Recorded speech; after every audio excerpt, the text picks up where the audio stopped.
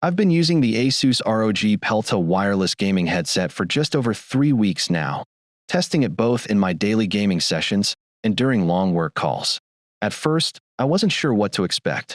ROG gear can sometimes feel flashy without always delivering, but this headset actually surprised me. It has some genuinely impressive features for the price, though I also ran into a few quirks that I think anyone considering it should know about. Design and build quality. The Pelta is clearly designed with comfort in mind. The ear cups are large, over-ear style with memory foam that doesn't feel too stiff or too soft, even after a couple hours of continuous use. The headband distributes weight evenly, and at around 320 grams, it's not the lightest headset I've used, but still comfortable enough for long sessions. The matte plastic body feels solid, and the ROG branding is noticeable but not overdone compared to flashier headsets like the SteelSeries ASUS Nova 7. One detail I appreciated is that the ear cushions don't trap as much heat as some of the thicker ones I've used on HyperX models, though in a hot room, you'll still feel some warmth after a while. The physical buttons and wheel on the ear cup are clicky and easy to reach without looking, which is a small but important detail in the middle of a game. Key features in action.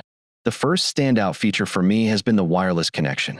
It uses a low-latency 2.4 GHz dongle, and in all my testing, whether I was playing Valorant, watching movies, or hopping on Discord, I never noticed delay or desync issues.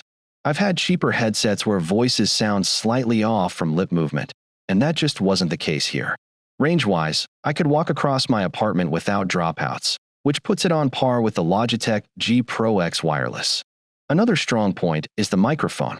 I'll be honest, I don't expect great mics on gaming headsets, but the Pelta surprised me. Friends on Discord told me my voice sounded clearer than when I used my old Razer Blackshark V2 Pro. It's not studio quality, of course, but the noise cancellation worked well even when I had a fan running nearby. Battery life is also worth mentioning. ASUS claims around 50 hours, and while I didn't keep a stopwatch, I got just under a week of use before recharging when I gamed a few hours each night and used it for occasional calls during the day. That's competitive with the ASUS Nova 7 and much better than some headsets that barely scrape 20 to 25 hours. The USB-C fast charging is handy too. 30 minutes plugged in gave me enough juice for the evening. Performance and daily reality. In terms of sound quality, I found the Pelta delivers a strong, punchy experience for gaming. Explosions and gunfire in Apex Legends had impact, but I could still pick out directional cues like footsteps, which is what you want in competitive play. The surround sound feature does make a difference, though it's more noticeable in big, open-world games like Cyberpunk 2077, where the ambient audio is richer.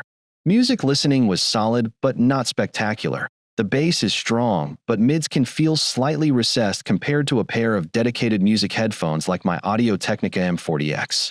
During long sessions, I didn't run into pressure points or clamp fatigue, which is a big win for me since I've abandoned headsets before purely due to discomfort. Voice chat clarity remained consistent, and I never had to fiddle with settings mid-game. Compared to expectations, I'd say the Pelta's audio holds its ground against similarly priced competitors, though it doesn't quite reach the balanced sound profile of higher-end sets like the SteelSeries ASUS Nova Pro. Limitations and trade-offs. That said, the headset isn't perfect. The software, Armory Crate, is clunky.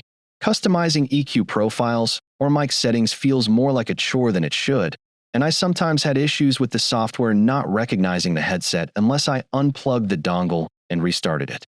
Also, while the soundstage is good for gaming, audiophiles will notice the lack of nuance in music playback. Another limitation is that Bluetooth isn't included.